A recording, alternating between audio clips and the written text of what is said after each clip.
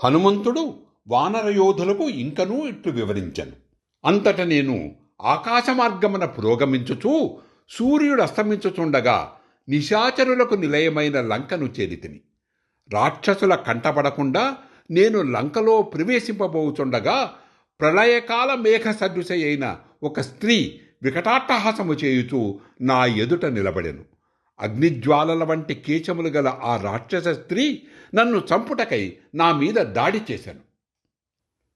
ఆ భయంకర రాక్షసిని నా చిన్న ముష్టిఘాతము ద్వారా పరాజితను గావించితిని.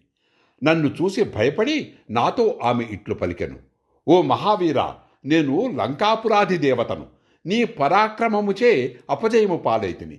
నన్ను ఓడించిన నీకు ఈ రాక్షసులు ఒక లెక్క కాదు.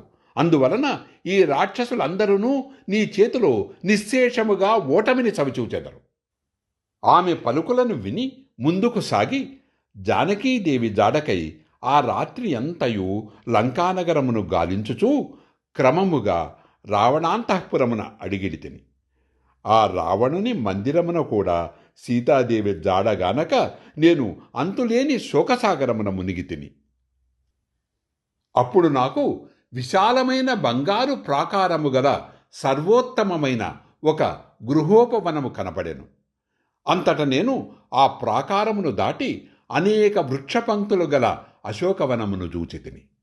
ఆ వన మధ్యభాగమున మిక్కిలి ఎత్తైన ఒక సింసుపా వృక్షము గలదు. ఆ చెట్టు పైకెక్కి బంగారు అరటి వనమును గాంచితిని. ఆ సింసుపా వృక్ష సమీపమున బంగారు మేని ఛాయగల సీతాదేవిని కనుగొంటిని.